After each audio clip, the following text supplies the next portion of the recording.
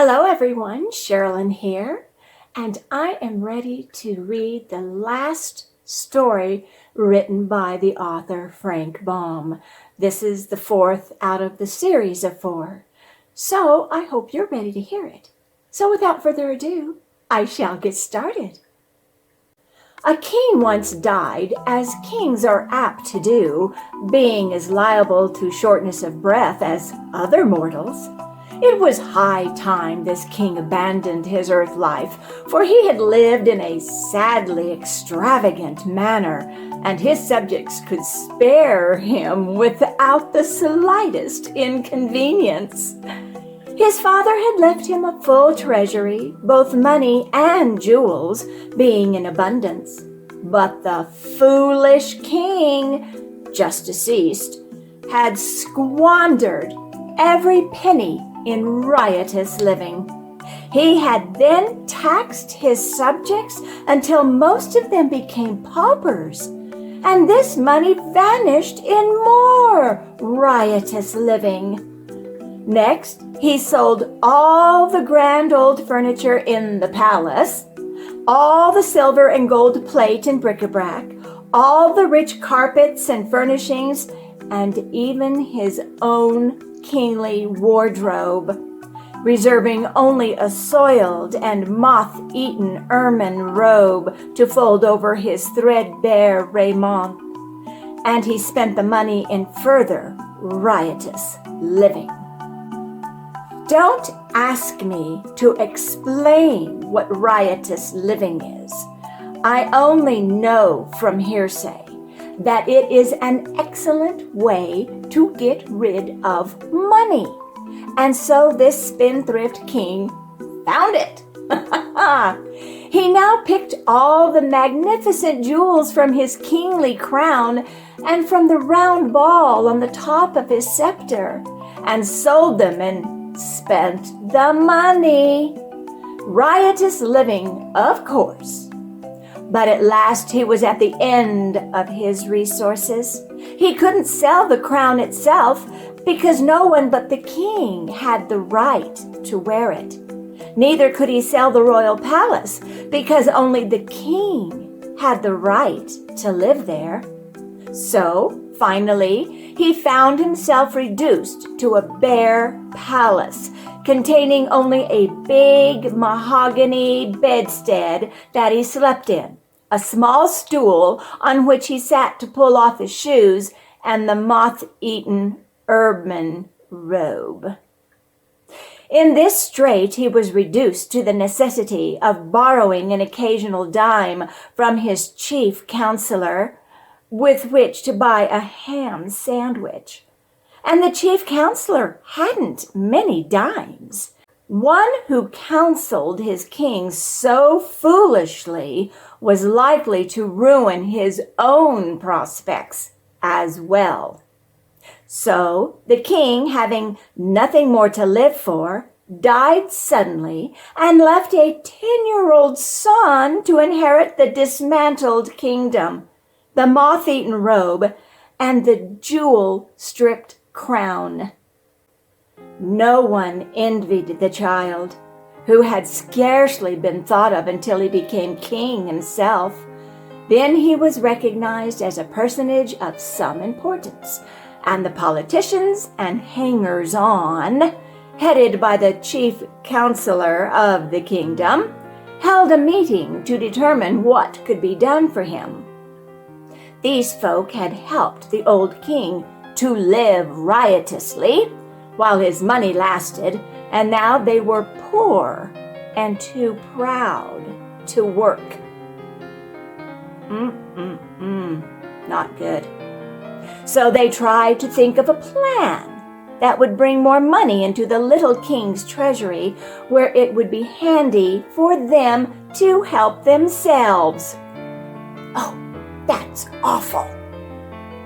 After the meeting was over, the chief counselor came to the young king, who was playing peg-top in the courtyard, and said, "Your Majesty, we have thought of a way to restore your kingdom to its former power and magnificence." All right, replied His Majesty carelessly. How will you do it? By marrying you to a lady of great wealth, replied the counselor.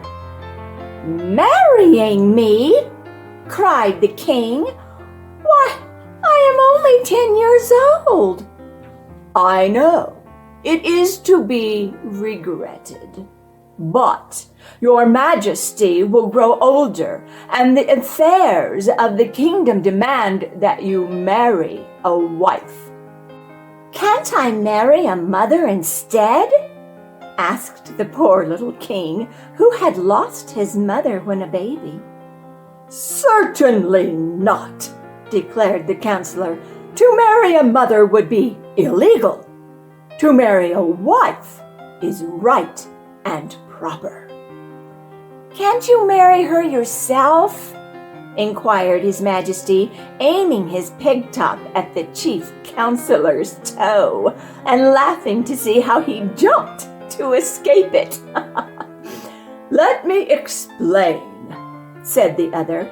You haven't a penny in the world, but you have a kingdom. There are many rich women who would be glad to give their wealth in exchange for a queen's coronet, even if the king is but a child. So we have decided to advertise that the one who bids the highest shall become the Queen of Quok. If I must marry at all, said the king, after a moment's thought, I prefer to marry Nyana, the armorer's daughter. She is too poor, replied the counselor. Her teeth are pearls, her eyes are amethysts, and her hair is gold, declared the little king. True, your Majesty, but consider that your wife's wealth must be used. How would Nyana look after you have pulled her teeth of pearls, plucked out her eyes of amethyst, and shaved her golden hair? I don't think she'd look too awfully good. The boy shuddered.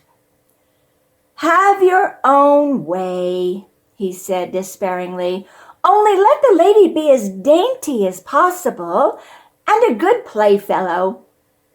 We shall do our best, returned the chief counselor, and went away to advertise throughout the neighboring kingdoms for a wife for the boy king of Quok.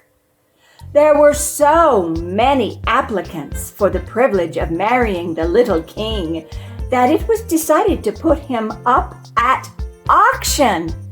What? In order that the largest possible sum of money should be brought into the kingdom. So, on the day appointed, the ladies gathered at the palace from all the surrounding kingdoms, from Bilken, Mulgravia, Juncum, and even as far away as the Republic of Macvelt. Macvelt is the furthest kingdom away. Wow.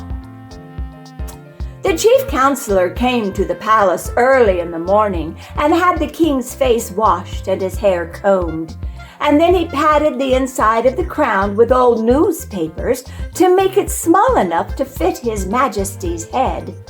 It was a sorry-looking crown, having many big and little holes in it where the jewels had once been, and it had been neglected and knocked around until it was quite battered and tarnished. Yet, as the counselor said, it was the king's crown, and it was quite proper he should wear it on the solemn occasion of his auction. Like all boys, be they kings or paupers, His Majesty had torn and soiled his one suit of clothes, so that they were hardly presentable, and there was no money to buy a new one. Therefore, the counselor wound the old ermine robe round the king and sat him upon the stool in the middle of the otherwise empty audience chamber. Isn't that a sad state of affairs? And around him stood all the courtiers and politicians and hangers-on of the kingdom, consisting of such people as were too proud or lazy to work for a living. There was a great number of them, you may be sure, and they made an imposing appearance. Then the doors of the audience chamber were thrown open, and the wealthy ladies who aspired to be queen of Quok came trooping in. The king looked them over with much anxiety and decided that they were all old enough to be his grandmother and ugly enough to scare away the crows from the royal cornfield. Yikes! After which he lost interest in them. But the richest ladies never looked at the poor little king squatting upon his stool. They gathered at once about the chief counselor, who acted as auctioneer. "How much am I offered for the coronet of the Queen of Quok?" asked the counselor in a loud voice. "Where is the coronet?" inquired a fussy old lady who had just buried her 9th husband and was worth several millions. "There isn't any coronet at present," explained the chief counselor, "but whoever bids highest will have the right to wear one, and she can then buy it." "Oh," said the fussy old lady, "I see." Then she added, "I'll bid $14. $14,000, cried a sour-looking woman who was thin and tall and had wrinkles all over her face and her skin like a frosted apple. The king thought. The bidding now became fast and furious, and the poverty-stricken courtiers brightened up as the sum began to mount into the millions. "He'll bring us a very pretty fortune after all," whispered one to his comrade, "and then we shall have the pleasure of helping him spend it." The king began to be anxious. All the women who looked at all kind-hearted or pleasant had stopped bidding for the lack of money. And the slender old dame with the wrinkles seemed determined to get the coronet at any price, and with it the boy husband. This ancient creature became so excited that her wig got crosswise of her head and her false teeth kept falling out. I cannot even imagine what kind of a scene that would be like. And of course this horrified the little king greatly, but she would not give up. At last the chief counselor ended the auction by crying out, "Sold to Marianne Brodzinski de la Porcas for $3,900,624.16. And the sour-looking old woman paid the money in cash and on the spot, which proves this is indeed a fairy tale. The king was so disturbed at the thought that he must marry this hideous creature that he began to wail and weep, whereupon the woman boxed his ears soundly. But the counselor reproved her for punishing her future husband in public, saying, You are not married yet. Wait until tomorrow after the wedding takes place, then you can do with him as you wish. But at present, we prefer to have people think this is a love match."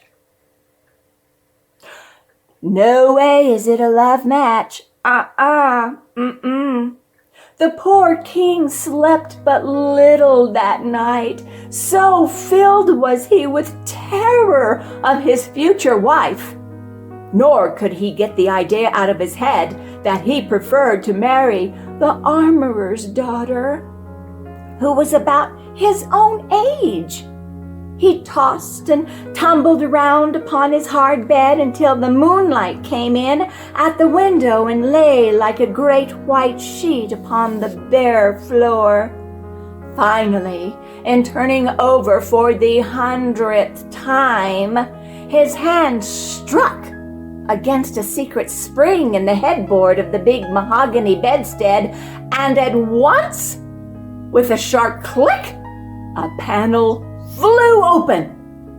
The noise caused the king to look up, and seeing the open panel, he stood up tiptoe and reached within, drew out a folded paper. It had several leaves fastened together like a book, and upon the first page was written, "When the king is in trouble, this leaf he must double and set it on fire to obtain his desire." This was not very good poetry, but when the king had spelled it out in the moonlight, he was filled with joy. "There's no doubt about my being in trouble," he exclaimed, "so I'll burn it at once and see what happens." He tore off the leaf and put the rest of the book in its secret hiding place. Then, folding the paper double, he placed it on top of his stool, lighted a match, and set it to fire. It made a horrid smudge for so small a paper, and the king sat on the edge of the bed and watched it eagerly. When the smoke cleared away, he was surprised to see, sitting upon the stool, a round little man who, with folded arms and crossed legs, sat calmly facing the king and smoking a black briarwood pipe. "Well, here I am," said he.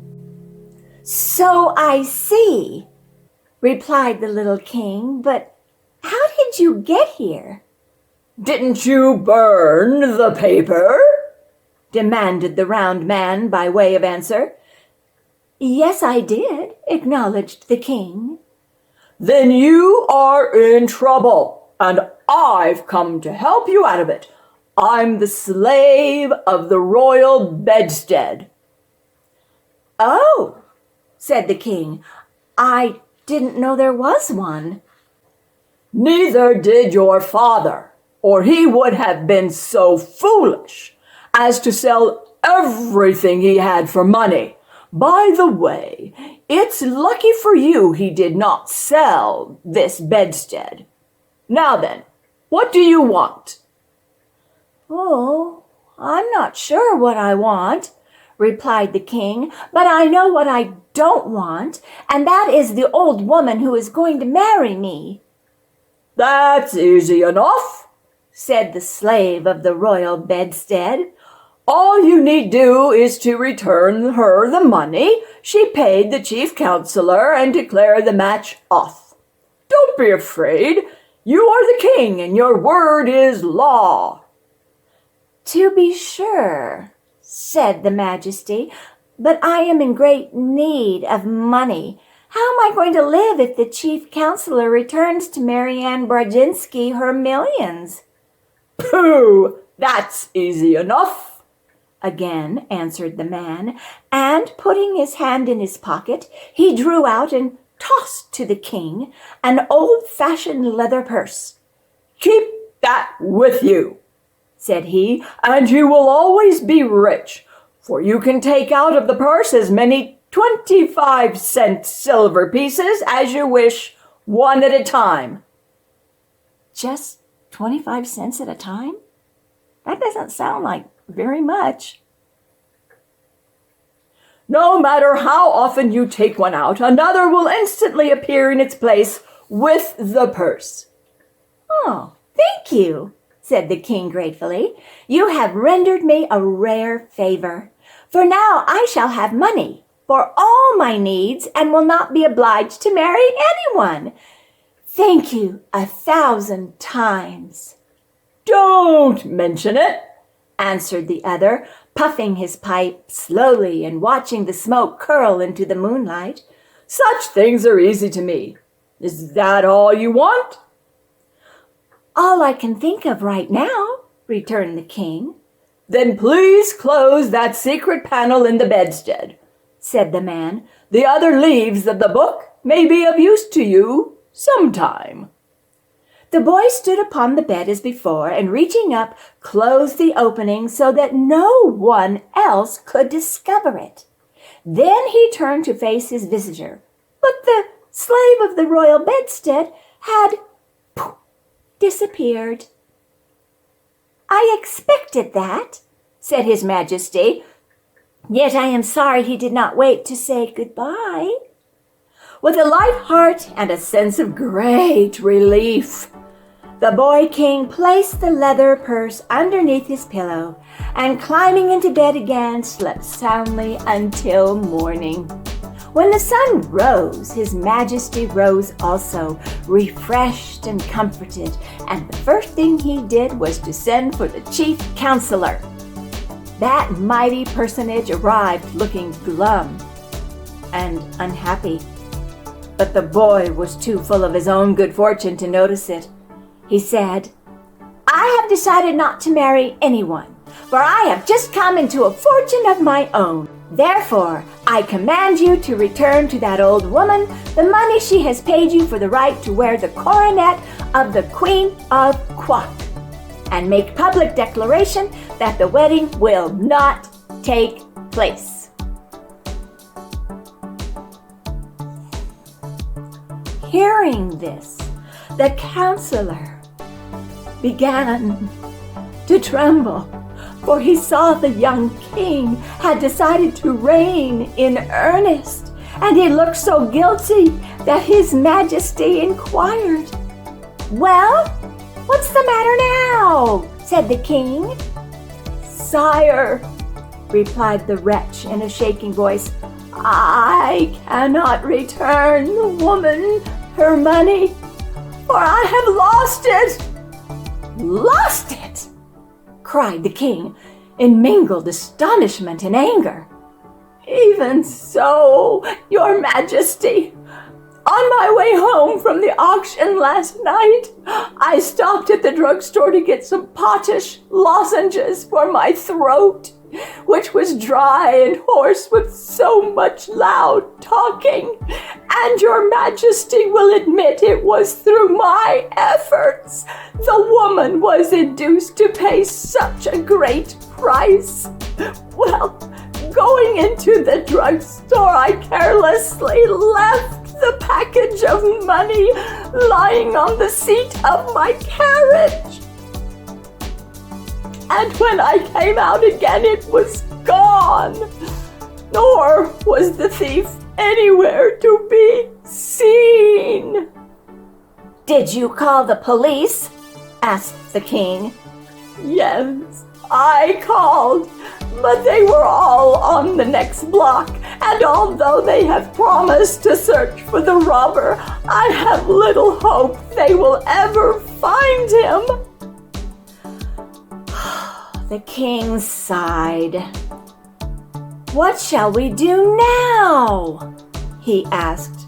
I fear you must marry Mary Ann Brodzinski, answered the chief counselor, unless indeed you order the executioner to cut off her head. That would be wrong, declared the king. Oh, yes, indeed. So very, very, very wrong. Oh. The woman must not be harmed, and it is just that we return her money, for I will not marry her under any circumstances." "Is that private fortune you mentioned large enough to repay her?" asked the counselor. "Why, yes," said the king thoughtfully, "but it will take some time to do it, and that shall be your task. Call the woman here." The counselor went in search of Mary Ann, who, when she heard she was not to become queen, but would receive her money back, flew into a violent passion and boxed the chief counselor's ears so viciously that they stung for nearly an hour. My goodness, she is quite temperamental. But she followed him into the king's audience chamber, where she demanded her money in a loud voice, claiming as well the interest due upon it overnight. "The counselor has lost your money," said the boy king, "but he shall pay you every penny out of my own private purse. I fear, however, you will be obliged to take it in small change." "That will not matter," she said, scowling upon the counselor as if she longed to reach his ears again. "I don't care how small the change is, so long as I get every penny that belongs to me and the interest. Where is it?" "Here," answered the king, handing the counselor the leather purse. "It is all in silver quarters, and they must be taken from the purse, one at a time. But there will be plenty to pay your demands and to square." So, there being no chairs, the counselor sat down upon the floor in one corner and began counting out silver 25-cent pieces from the purse, one by one. And the old woman sat upon the floor opposite him and took each piece of money from his hand. It was a large sum, $3,900,624.16. And it takes 4 times as many 25-cent pieces as it would dollars to make up the amount. The king left them sitting there and went to school. And often thereafter he came to the counselor and interrupted him long enough to get from the purse what money he needed to reign in a proper and dignified manner. This somewhat delayed the counting, but as it was a long job anyway, that did not matter much. The king grew to manhood and married the pretty daughter of the armorer.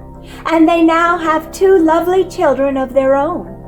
Once in a while they go into the big audience chamber of the palace and let the little ones watch the aged, hoary-headed counselor count out silver 25-cent pieces to the withered old woman, who watched his every movement to see that he does not cheat her.